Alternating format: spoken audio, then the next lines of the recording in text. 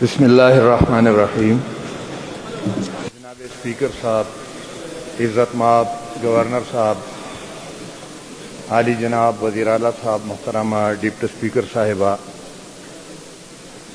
Rostrum پہ بیٹے محترمہ مائدین اور حال میں موجود تمام قائدین، محترم گورنر صاحب نے ایک بات ارشاد فرمائی تھی کہ ماضی کا اسیر بننے کے بجائے ہم مستقبل کی طرف دیکھیں۔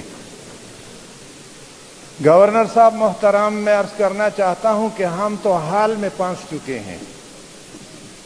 24 جولائی کو سی ایم ہاؤس میں ایک آل پارٹیز کانفرنس میں اس وقت کے سی ایم صاحب جناب علی امین خان گنڈاپور صاحب نے باتیں کی۔ ان کی دو باتوں کا میں یہاں ذکر کرنا چاہتا ہوں۔ انہوں نے پہلی بات تو یہ کی کہ الزام شدہ اضلاع میں تعینات فوج بارڈر پہ چلی جائے اور اندرونی اضلاع مجھے دے دے اور میں اپنے پولیس کے ذریعے سے اس کو کنٹرول کر سکتا ہوں۔ دوسری بات یہ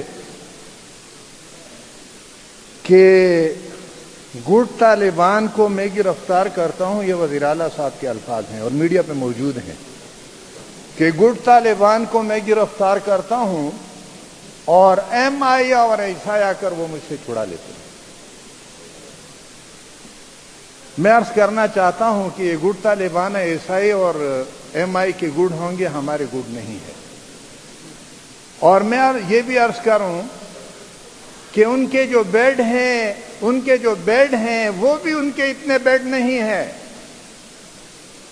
اور ان کے اس گڈ اور بیڈ کی تقسیم سے تو میں ان شکوک میں پڑ جاتا ہوں کہ میرے لیے یہ گڈ اور بیڈ اور فوج شاید ایک ہی چیز ہے، اور میرا مسئلہ یہ ہے۔ وزیر اعلیٰ صاحب محترم نے یہ بات کی کہ اس صوبے کے عوام کو، اسٹیک ہولڈرز کو بھی مذاکرات کا حصہ بنایا جائے۔ پاک افغان بارڈر پہ میں اگر کہوں مبالغہ نہیں ہوگا، 20 قبائل ایسے ہیں کہ اس بارڈر کے آر پار رہ رہے ہیں، اور یہاں اگر مذاکرات کامیاب ہو سکتے ہیں، امن آ سکتا ہے، تو ان قبائل کو ان مذاکرات کا حصہ بنانا لازم ہے، اس کے بغیر یہ کامیابی نہیں ہو سکتی۔ لیکن میں یہ عرض کروں کہ مذاکرات کے لیے جب میرا وزیر دفاع جاتا ہے تو اس کا بیان کیا ہوتا ہے کہ اگر معاہدہ نہ ہوا تو اس کے بعد جنگ ہوگی۔ اس بیان کے کیا معنی لیے جا سکتے ہیں؟ اس کا معنی یہی ہے کہ مذاکرات ناکامی کی طرف بڑھ رہے ہیں، اور ہماری طرف سے اس کو کامیاب بنانے کی بات نہیں ہو رہی بلکہ اس کو ناکام بنانے کی بات ہو رہی ہے۔ اس وقت ہم پشاور میں ہیں، تھوڑا سا باہر نکل کے اگر آپ آگے جائیں گے تو سامنے کور کمانڈر کا گھر ہے، یہاں پہ امن ہے، اور میں شرقی تانے سے صاحبزادہ عبدالقیوم روڈ پہ جاتا ہوں تو فوجی سپاہی میرے وہ استقبال کے لیے کھڑا ہے۔ یہاں فوجی سپاہی کا کیا کام ہے؟ پشاور ایئرپورٹ اس صوبے کا واحد انٹرنیشنل ایئرپورٹ ہے۔ اس ایئرپورٹ تک جاتے ہوئے 3 فوجی چیک پوسٹ پہ اس صوبے کے عوام کی چیکنگ ہوتی ہے۔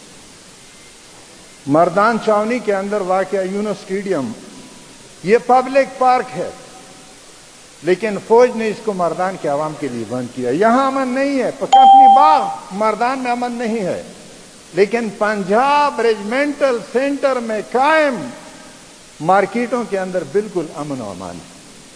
اس لیے آپ سمجھ جائیں کہ مسئلہ کہاں سے ہے، اور آپریشنوں کی بڑی طویل تاریخ ہے۔ 2004 میں وانا سے آغاز ہوا، 2007 میں شمالی وزیرستان میں آپریشن ہوا، وہاں سے لوگ نقل مکانی پہ مجبور ہوئے۔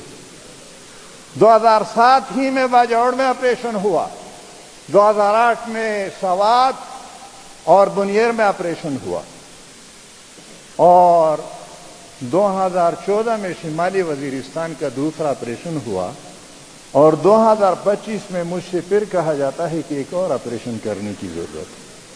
اور پھر اسپیکر صاحب آپ بتا رہے ہیں کہ آپ نے باجوڑ کے اندر انٹرنلی ڈسپلیسڈ لوگوں پہ اربوں روپیہ خرچ کیا ہے اور اعلان ہوا تھا کہ ایک ہفتے کے اندر سب کچھ کلیئر ہو جائے گا.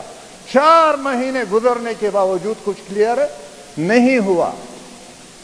2004 سے 2025 تک ان آپریشنوں میں اگر کچھ نہیں ہوا تو آج آپریشن کے ذریعے سے امن کیسے قائم ہوگا؟ اس لیے یہ امن قائم نہیں ہو سکتا. اور پھر سردی خیل، یہاں عدنان خان وزیر موجود ہیں، ان کا حلقہ ہے. کل واقعہ ہوا ہے اور میڈیا پہ پابندی ہے، میڈیا میں نہ الیکٹرانک میڈیا پہ اور نہ پرنٹ میڈیا پہ یہ خبر آ سکتی ہے، سوشل میڈیا پہ خبر آ رہی ہے. کوارڈ کاپٹر کے ذریعے سے فائرنگ ہوئی ہے، زخمیوں کو اسپتال لے جایا جا رہا ہے اور فوجی چیک پوسٹ سے براہ راست گولی چلی ہے. ایک بچہ اور 3 مرد اس میں شہید ہوئے ہیں. اور یہ تو ٹارگیٹڈ آپریشن ہے. فل فلیج آپریشن ہوگا تو اس کا نتیجہ کیا ہوگا؟ اور اس لیے یہ 2024 میں عزم استحکام کا اعلان ہوا تھا. پہلے آپریشن تھا اور پھر کہا گیا کہ نہیں، آپریشن نہیں ہے، یہ مخصوص وہ ہوگی. اور پھر بنو میں ایک بہت بڑا پاسون ہوا اور اس وقت یہ کہا جا رہا تھا کہ بنو کے عوام کے لیے ایک سرگودا میں کیمپ تیار ہو رہے ہیں.